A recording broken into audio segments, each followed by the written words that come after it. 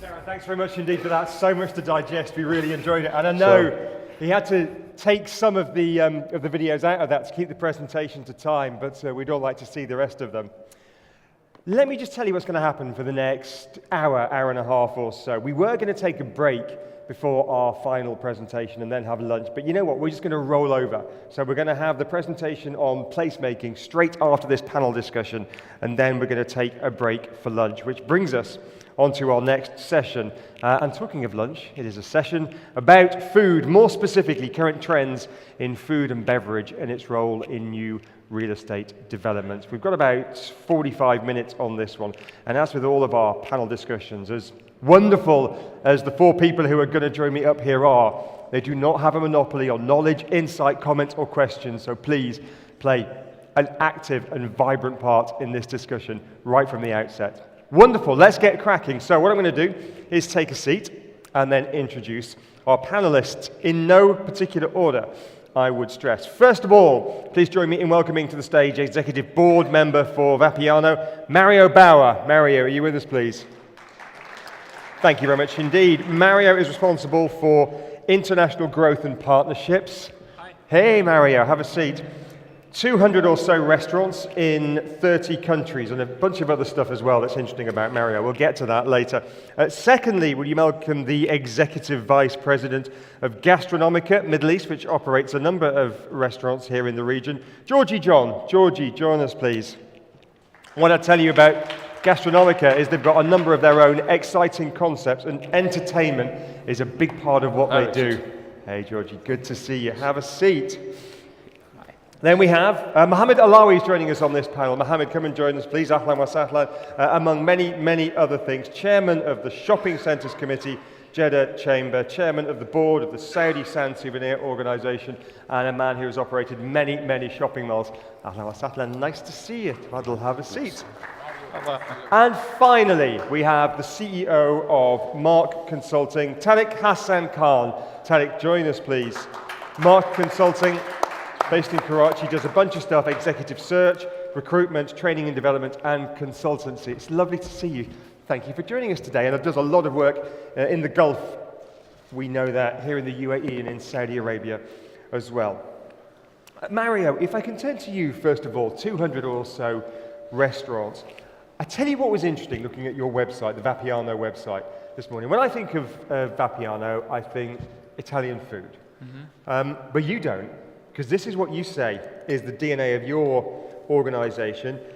Vapiano is where people meet to share their love of life and spontaneous and genuine companionship. And I thought it was really interesting that you didn't focus on the food, you focused on the experience. Was that a conscious decision? Did you have to sort of reinvent the way you approached the restaurant business to come up with that?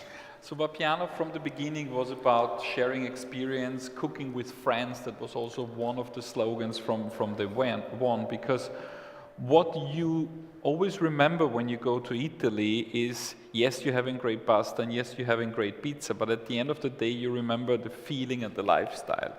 And what we try to copy or multiply out is this feeling on an Italian piazza. It's very loud, it's very vibrant, it's a little bit chaotic. It's definitely not intimate, it's definitely not quiet. And then you share there an uncomplicated experience with your friends. And I think that's what we missed in the restaurant industry before the fast casual guys like Wagamama, Five Guys, Shake Shack, us came out, was the uncomplicated experience. It was always very complicated. You need to make a reservation, you need to sit down, and you always did everything in an order. And what it's all about now in the fast casual dominated restaurant experience, you do what you like to do when you like to do it. So you walk into Vapiano, you're no pressure, there's no wait, and if you only want to stop by for a spritz Aperol or for an espresso, that's fine. If you want to sit down and have a 3-course of meal, also fine. But as you quoted on the restaurant, on the website, it's really about the ambience and it's really about the lifestyle, and this is what we stand for. But that is, as you well know, very, very hard to do when you have hundreds of restaurants. It's funny you mentioned Shake Shack. Randy Garuti of Shake Shack was here this week. He's the CEO of Shake Shack, and he was on our radio show. And he says we want to be, he uses the phrase, the anti-chain, We want every restaurant to be unique. And I said, that's fine when you've got one pop-up in New York, but when you're a $1.3 billion company listed on the New York Stock Exchange and people expect consistency when they go to one of your restaurants, it's arguably impossible. How do you square that circle? I think it's all about the culture, and I think we're quite close with the philosophies with them too. It's really to run every store very unique and with a lot of power to the local partner, to the local management, all those staying in a frame, because when you visit us in Mexico City and then travel to New York and then travel to London, you want to have the similar experience. That's what the brand is standing for, and that's why you give the seal on the entrance when you have the Vapiano logo on top of it.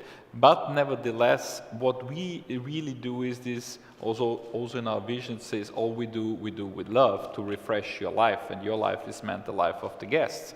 And how we do that is really a lot of love for details, the individual cooking, the one-on-one cooking, their interaction, because in our restaurants, it's all about communication. If you like shine, you don't want to talk to anyone, you're wrong in a place. First of all, you will meet a lot of other guests because you share a table. On the other hand, you will be in constant communication with our Vapianisti, because you will have your chef, and he starts with the empty pan asking you what you like to eat. And so then you cook with him, and he says, okay, I want more onions, I want more garlic, I want more chili. And to do that, it's a lot of vibrant communication. And you can give a lot of local touch by doing that. Yes, it is a chain, and yes, we currently run 200, and we also had an IPO before the summer, and we promised our investors to be soon over 300. So yes, we're going to grow, but nevertheless, we will keep our soul and our culture, and a strong backbone of that is our local franchise partners, because they are local entrepreneurs and they bring in their values, what hopefully fit with the DNA of our brand. And again, it's funny going back to Shake Shack that Rudy said, they had about 3 restaurants when Mohammed Al-Shaya found them in New York. And he said, people do not know how important Al-Shaya was in making them into the company they were today. He said they gave us ideas, thought about things we'd never heard of. He said people pay a lot of lip service to, our brand partners, our franchisees are important. He said they were absolutely critical. So that's good to hear. I can only confirm that, because in the first years we only grew by franchising, and all the new ideas, all the drive, all the entrepreneurship came from our partners around the world, from the Eastern European partners, from the Middle East partners, from the Latin American partners. So we learned a lot from them, and it was like the family helped each other to grow the brand. So I can definitely confirm that. If it works brilliantly well. Georgie, if I can turn to you, you're on a smaller scale so far, although who knows, in 10 years' time we might be talking about your IPO. Well, we've covered the GCC You've got so what? far. How many restaurants now are you? We've got 15 restaurants all across the GCC. 15 across the GCC, so still small. And again, looking on your website, one of the phrases that you use is the entertainment of flame cooking. One of That's an open flame kitchen. Yeah, it is an open flame kitchen. And you don't talk about the quality of the food. Is that just a given now, that the food will be good quality? Now it's about the theatre, the entertainment, the Instagram moments. Well, I think I should begin by talking about how customers have evolved over a period of time. 10 to 12 years back, I remember in our restaurants, 30% of our customers have not traveled out of the region. Today, I don't think there's a single customer who's not traveled out of the region. They're exposed to various cuisine, not just exposed, they're actually educated in all aspects of restauranting. So this has forced the restaurant operators to rethink. I think food operators have realized that they're not anymore in the business of serving food. They're in the business of offering an experience. And this experience, this curating this experience is not easy, it's not cheap. That means you're going in for the best design, you're going in for the best materials to build your place, you're getting in the best ingredients from all over the world, you're selecting top quality stuff, your cutlery and crockery is handmade. There's a lot of inner engineering that is going into making the product what it is. So it's not just the food, or it's not just the design, it's a combination of all of these elements which we can define as a total dining experience. So this total dining experience is what's driving the food and beverage industry today. This is my opinion. I've got this vision that maybe in 4 years' time we'll be at RECON 2021 and the people on the food and beverage panel were saying, we're going back to basics. It's all about the food. We got too distracted by theatre and entertainment, and we're going back to plain wholesome cooking. But I don't know, 2021, we'll see if that actually happens. Mohammed Alawi, if I can turn to you, when you're almost curating a shopping centre and looking to get different food and beverage brands and concepts in, what do you look for? What do you think is going to make a difference to your property? First of all, thank you for inviting me for this interesting subject. Food is something we cannot miss every day. I would love to see the team of MECSC next year session. They do like a sampling experience to make the to make the place, as Mr. Gilbert say, more interactive with everybody. So while we are talking, somebody sampling muffin or juice or ice cream or whatever. Maybe Fabiano also some pasta. Shopping mall keep evolving from time to time. And the evolving is not only because the technology, it's evolving because the cultural, it's evolve human beings and the community. Now in Saudi Arabia, as you are aware, that many women are in work. And this means there's less time to spend at home for preparing food. I personally think it's the golden age for the F&B retailer in the country. It's growing like hell. Last study is talking about 8 to 9 on a yearly base, on a yearly annually growth. And what we look in when we go to the now restaurants with all those number of international operators come to the market, we try to differentiate between the experience and also the quality.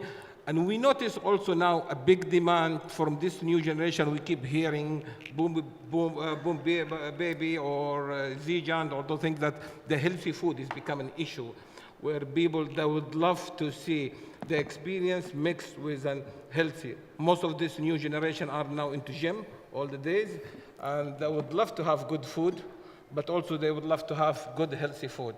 So all those combinations together.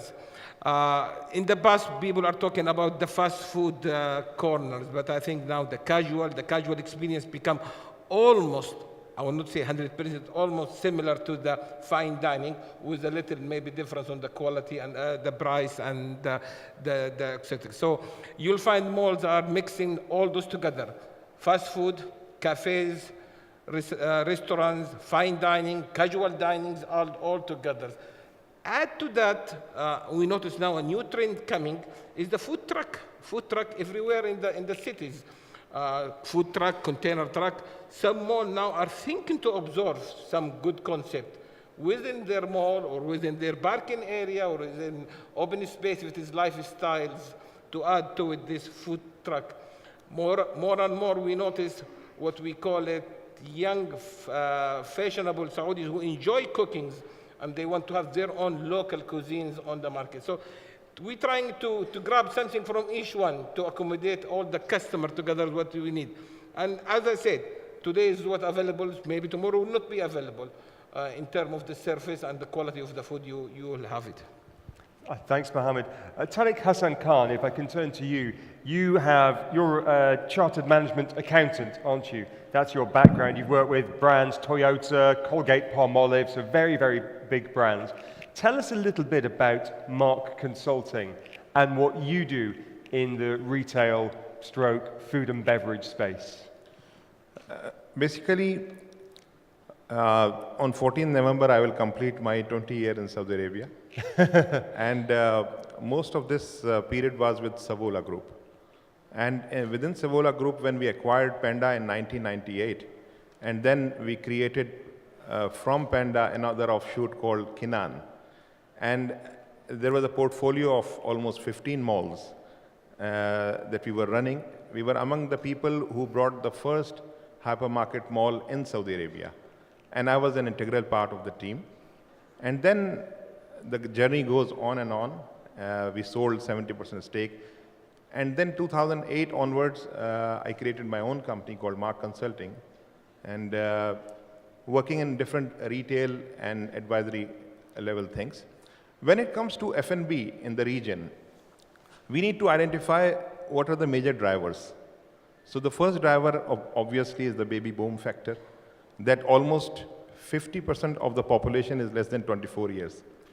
And then the changing behavior, which is experienced with the advent of technology. So there are opportunities for niche as well as specific. Niche in the sense that every fourth person in the country, fourth or fifth is diabetic patient within certain age group. So they are more health conscious and hygiene conscious. The young generation has its own style of enjoying F&B, so there are opportunities there. At the same time, there are challenges. The challenges are in the sense that there are a lot of failures that you will see, which are coming, as our previous speaker was mentioning. The reason being that people are not doing the right stress testing of the business model. A major area that needs improvement is the logistics and supply chain. We need to build cold supply chain and use technology like Tesco to ensure they have fresh strawberries in their stores. They are using RFID, and they are going up to the farmer level to ensure quality products are available in the right quantity at the right time. Now there are roles to play by each of them in the F&B industry. For example, let's start with the government. One of the biggest challenges that people are facing, not only in F&B, everywhere, is the geopolitical situation. I was sharing with Muhammad Alawi yesterday that I was in the country in 1998 when the oil price was $8 a barrel. Today it is more than $50. But the sentiment and the hue and cry is much more than that. And the basic reason is the geopolitical situation. So this is the biggest challenge. People are not in the mood of investment. So now, second step is that ease of business index. If you want to really capture the moment, we need to make things easier. In certain countries, it is so difficult to get licenses and to operate businesses. So this is the role of the government level to do. And at the corporate level, the big players, they need to spend on the logistics and the cold supply chain, warehousing facilities to ensure products availability is there. Then the triangle has to work. The triangle, which is the master franchisee and the landlord, and of course the person who is investing within the country. They have to think long term, because F&B requires a long term perspective in investment. The real estate cost is going up. So they need to think that in shopping centers, the food, F&B used to be 10% of the total GLA. Now it is increasing.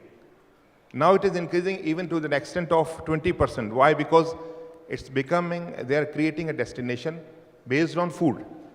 But in that equation, the people have to be reasonable, both in the rentals and then new ways of charging the rent comes into play, which is sales based and other things.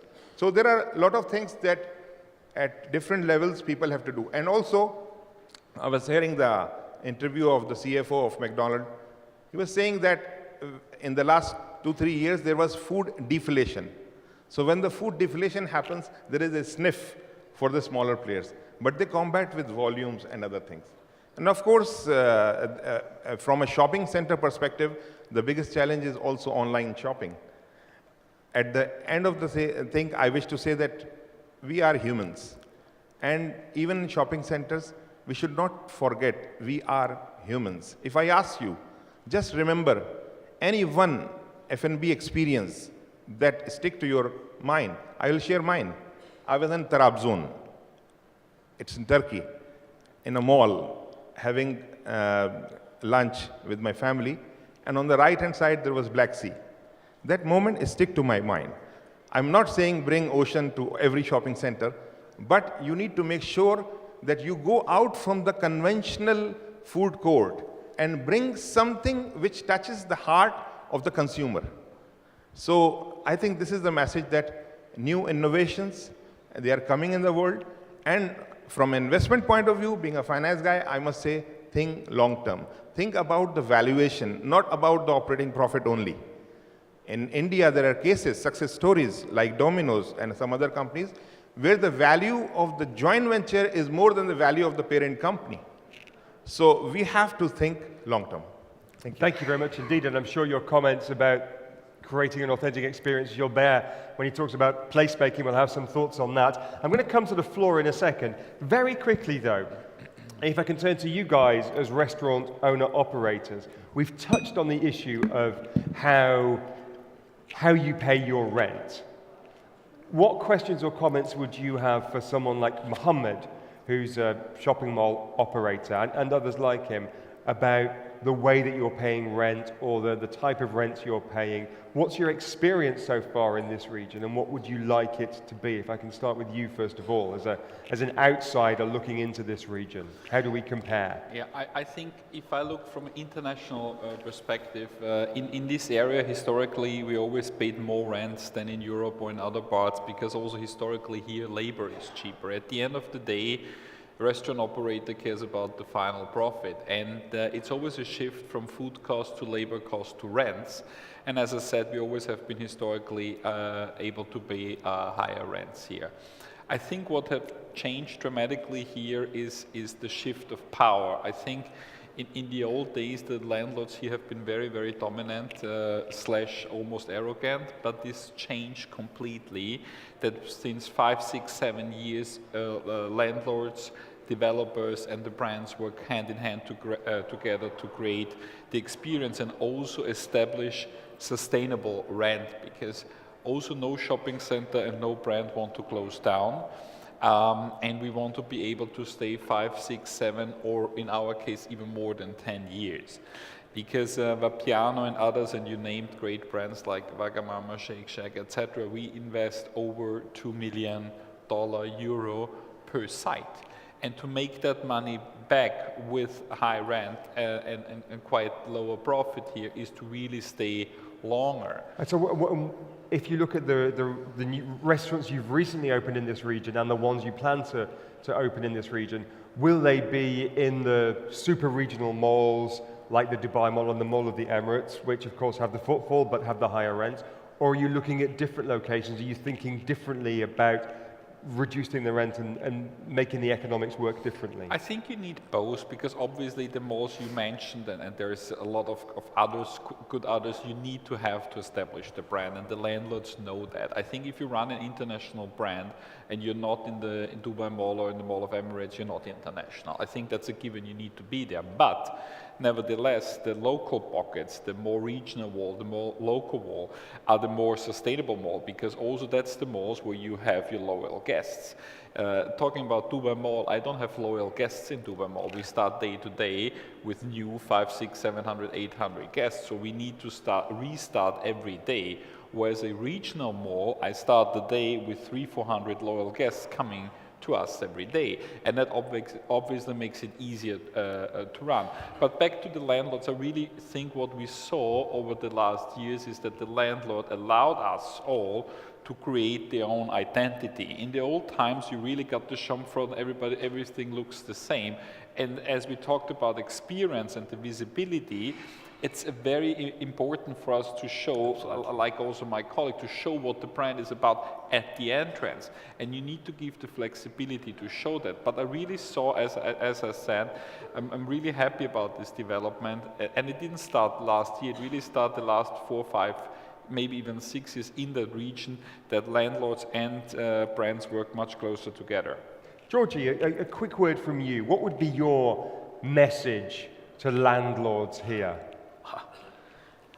I would say previously it was the relationship between a real estate developer and a restaurant operator was of a tenant and a landlord. Now you have a customer base who is extremely demanding. Their expectation level is very high. You have an operator who is ready to coin a curated experience so that they can take care of the customer. And there's the real estate developer with the space that is available for the restaurant operator.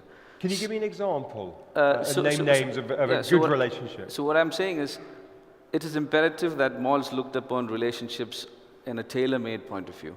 It depends, the rentals or agreements should be based on how much a brand is able to pull traffic into the mall, how much of a supreme experience this particular concept can bring into the mall, rather than going to corporate house and looking at the safe bet and thinking about who can afford the space, not thinking about who actually deserves the space. And also, I think malls have to be flexible. If you're talking about creating an experience, case in point, I'll give you an example. We've got a brand called Slider Station, and Slider Station demands the use of a charcoal grill and a wood-fired pizza oven. And we've had a fabulous mall in the region offering us a supreme prime space for the brand. But talks were going on. In the end, they said, listen, your pizza oven is fine, your grill is fine, but you'll have to use gas. Instead of charcoal, you'll have to use gas in the grill as well. So I was like, listen, we are talking about coining an experience and offering an experience to the customer. Now you are standing in between the experience of the customer and you're standing in between the experience of the customer. So how is it possible for us to actually take care of our customer who has the expectation of that experience by not having the facilities that we actually should have to function our brand? So we had no choice but to pull out of that brand, of that mall. So what I'm saying is these days, food and beverage operators have realized, or they have the courage, that if you have an experience, if you have coined a bespoke, curated experience, and you have created your own customer base, you do not have to be in a mall. You have the opportunity to create your restaurant outside of a mall. And you've seen that this has given birth to new strip malls, newer destinations. So you actually end up becoming destination restaurants. So previously, I would say that big malls, big names have been the driving force of concepts. Today, I see the trend changing. It's actually concepts who've actually begun to drive malls. So I think as malls, they should be more flexible. They should look, and also these days, you would see that customers also are a bit tired of seeing the same brands all across. So you would see previously independent restaurant operators or operators with just a single concept not being welcomed into malls, not getting spaces into malls. Today I see that malls are actually welcoming. I'm in the advisory panel of a few malls, in the leasing committee of a few malls in Kuwait. And I would see that before, the first thing that they would take out in their books is, oh, we've signed up with this big brand, we've signed up with this big brand, we've signed up with this big brand, to actually lure other people into it. Now, I've seen them talking about concepts, talking about local players, talking about people who want to, independent operators who've probably got no history, creating a new brand. Now these people are these concepts are getting entries into malls, which is actually a changing trend, which is a very welcoming trend. People are looking forward. I'm going to ask very briefly, Mohammed, to come back on what you heard from the restaurant owner operators and your thoughts as a mall operator or developer. Richard, for the last 20 years in this organization, we was talking and keep talking about transparency between the two parts of the formula, the landlord and retailer. And the word of transparency starts from every single aspect, from your turnover, from your sales, from your business, from your regulation, from everything. And mall also, they need to do the same. They have to be very transparent on their traffic, sales. Can you hold the microphone a bit closer? Sales per square meters, all issues. This transparency journey is getting very slow. When we are in the high cycle of boom business, retailer happy to spend rent as much you request. When it drop down, retailer jump. Let's talk about sale per rent and things. To solve this problem, I think there is nothing going to be happening until we take a clear action from both sides. Developer, retailer. They have to share from day one all data, informations, to come what we call it to middle understand, middle solution, middle fair rent, middle even operations. I'll give you an example. The gentleman was talking about not allowed in using the coal or the wood. It's a regulation by civil defense, but maybe a case, if we together jointly work together, retailer, to meet the civil defense department and said, this will not be a safety hazard, rather than experience, and that's what the local people, they love it, and we could do something together. So the issues start and end by sharing information and this region is still including my country, Saudi Arabia, is still. We introduced 3-4 years ago the sales turnover contract. You'll find, I personally think the people that should fight for it is the retailer rather than the landlord. You'll find retailer, they refuse it. They said, no, let's talk about lump sum contract and finish. Now, when the business dropped down, first people, they jumped, let's talk about turnover clause. So let's go to basic. Let's work together hand to hand, share information, come to different business models. Food may be different from perfumes, from others, and we could come different solution. That's a point. The second point, it's people also, they establish an F&Bs in malls, and they forget about something you call upgrade and added value to the customers. And I often go to a restaurant, he said, I have a new menu. I said, wow, great. But isn't it easy, like anywhere in the world? I just come from China. When you enter a restaurant, I find the lady, she have a tray of different tastes from that new menu to encourage me to do that. You don't change your decoration, you don't spend on your staff training and that. So we could keep blaming all the time without doing an exercise for how we come together to our solutions. Let's take some questions or comments from the floor. Who's got the first question? We've got, well, how long have we got? 5 or 10 minutes or so left before we move on. Who's got the first comment or question? If you raise your hand, oh, there's a gentleman with his hand stretched out towards the back of the room. Sir, there's a microphone coming to you. Thank you very much for the insights and input. My question is, we are all known in the GCC as petrodollar economies. Do we expect now with the increasing oil prices that the market will stabilize? We're going to expect the rents to stay as they are, or moving toward more turnover rent agreements? Thank you. Who'd like to have a crack at that one? Yep. As I mentioned earlier, that we need to have a longer horizon of the things. Boom and bust cycles do come. But the concept of fair play, as mentioned by Mr. Muhammad Alawi, should prevail. That if we can forecast retailers as well as the landlords work together to create the destination within the shopping center and see different scenarios. And you have one scenario where you are having turnover-based rent and one scenario where you have the flat rent. And over a period of time with different GDP indicators comes into play, you can come up with a model that reflects that effectively what we are aiming is a sustainable real estate property from the landlord side and a good F&B outlet, successful one from the retailer perspective.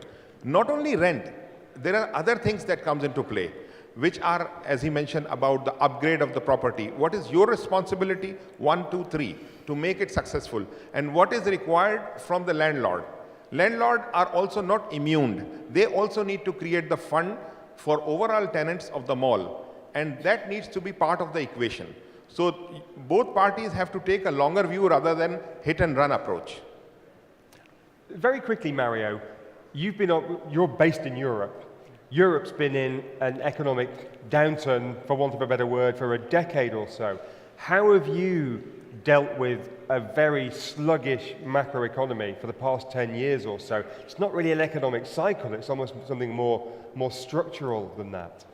I think brands like us, fast fashion brands, fast casual brands, kind of benefit even from that, because you need to keep in mind, if you have normally a budget of 20-25 euro for lunch, and then the economy hits the downside, you save these 7, 8, 10 euros and spend 15, but you don't want to go to fast food, you don't want to decrease your food experience, so you end up at a fast casual format like Wagamama, like Shake Shack, like Five Guys, like us. We get very good food quality for a more affordable price. So we, in our European countries, the last 5, 6, 7 years, we saw incredible rise. We opened as many locations we've never opened. We're great like for like, but there is a strong hit on the food cost, because we feel that the food cost raise, we try not to pass on the prices towards our guests. That brings us in a very tight situation with the landlords. And then you have another circle where the landlords were, how should I say, spoiled to get very high rent from the retailers. Now they change from the retailers to the food guys, and we're sitting there, the restaurant guys, we're so poor we cannot pay rent. So you have these two circles. At the end of the day, we all end up as at sales-based rent, because we are very, very happy and willing to share if we make great money. And with our European landlords, where we have 15, 20, 25 units, we really have an open book policy. We show them at the end of the year our balance sheet and said, this is how much we made. And then we learn how much more we can pay or how much less we can pay at the next unit. I really experience, and I have to say that, a very, very good partnership with the professional landlords all around the world. It's always difficult with the family landlords who have one house and they don't really care about that. But with the professional ones, like with everyone who is sitting there and in Europe, it really went much better, because at the end of the day, we both want to have the same. The mall wants to have happy visitors who are able to spend money and to stay at the restaurants. And we know that we have become 15, 20, 25% of the GLA of a mall. And we also are aware of our responsibility within the new shopping mall experience. Take a couple more comments or questions from the audience. You've got 2 or 3 more minutes. Who's got the next comment or question or observation, either as a restaurant operator or as a landlord? Yes, please. We have a comment or question right at the very front row in front of me. Oh, you're running again. You're very fit. Thank you, sir. Thank you. My question is to Mr. Alawi, and I think panel can answer. It's the same as we are discussing who's responsible for the footfall, whether it is the landlord or the retailer. And if the business is bad, who's responsible for it? And transparency and working together plays a major role, but who actually is responsible if the business is down? Let's hear it from a tenant first and the landlord. Regarding traffic, I think both parties are responsible. Developer, they need to do their homework in their marketing strategy, positions, doing all the event in their mall to create the right traffic, and also before that, to create the right tenant mix. I think it should start by you have the right tenant mix who could create and a pull out for the people to visit your properties. So right tenant mix, right strategy, marketing strategy, right event and the promotion strategy, it's all work. But what you do just creating traffic to the mall. Now retailers themselves, they need to do their own marketing strategy to create people to come, because the people who's coming to a mall, there is 20 stores of perfume and 20 stores of jewelry and 20 stores of accessories. They need to distinguish themselves to the outside marker inside the mall and outside, that why I am different, why Tattoo Tati different from that Aldo accessory, why the food Fabiano different from the other pasta. So they have their own role to do on their in terms of that marketing. It's one person. I keep hearing this story always that yes, we buy the 5-10% marketing strategy. We shouldn't do nothing. You should do that as a landlord. That's not true. Your job to create people to understand what you're offering for them. My job is to promote the whole properties and environment. What is the difference on it? So we work together. That's why most efficient malls where they have like advisory marketing committee between the developer or the shopping mall management and the retailer together, they sit and do like workshop and brainstorm on their marketing strategy, so they align each other and don't waste resources and work together in creating one full marketing calendar and one full event calendars and participations together. So that will be more efficient for both parties. We're going to have to wrap it up there because lunch, I'm feeling hungry having this conversation, is not that far away. What I'm going to ask each of our panelists to do is to wrap up just in 30 seconds, no more than 30 seconds, One bold prediction. Get your crystal balls out, gentlemen, metaphorically. Polish them. One bold prediction for 2018 in the F&B space. One bold prediction, 30 seconds. Tariq, I will begin with you. I think for the whole Middle East, it's going to be a boost year for F&B for the simple reason that high-end retail is suffering. And the people have money, they need to invest, and the avenue which is booming is F&B. So I believe that 2018 and onwards would be a good thing. Provided we have a saying, Q into C is equal to S. Q is the quality of the cuisine, and C is the customer service. If either of them is zero, S, which is success, will be zero. Thank you very much indeed. Mohammed. I think I agree about the booming in the F&B in this region particularly, and I think that the experience and authentic and using technology, it's a big plus for us, our business. I saw that mall, if I'm not wrong, in Stockholm, where the restaurant in that mall, you could log on their website or application, you order your food, book your table, bed, and put the time to arrive to that restaurant. And that restaurant are fully booked. Those restaurants in that mall are fully booked all the days.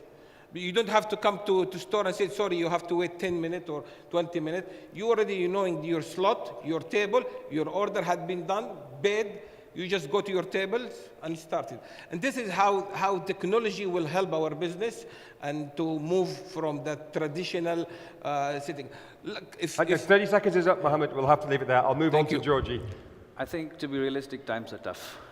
Going ahead, the number of spaces that's opening up, the number of malls that's opening up, I see people eating into each other's business. So during tough times, I think customers will end up choosing who's the best. So whoever is capable, whoever is able to provide the best experience, they'll be successful. I will see a lot of businesses closing down.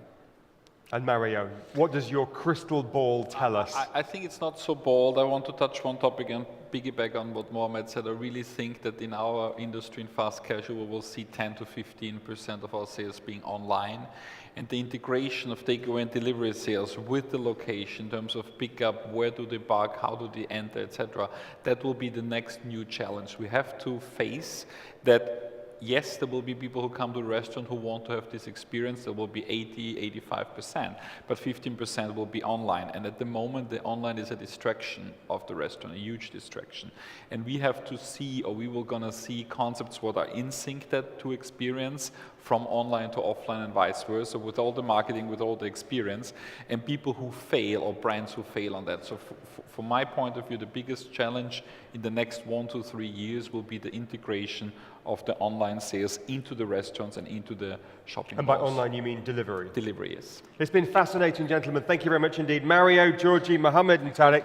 Appreciate your time, gentlemen. Have a seat and enjoy the final presentation. And it links very, very nicely into much of what we've been saying, because our final presentation today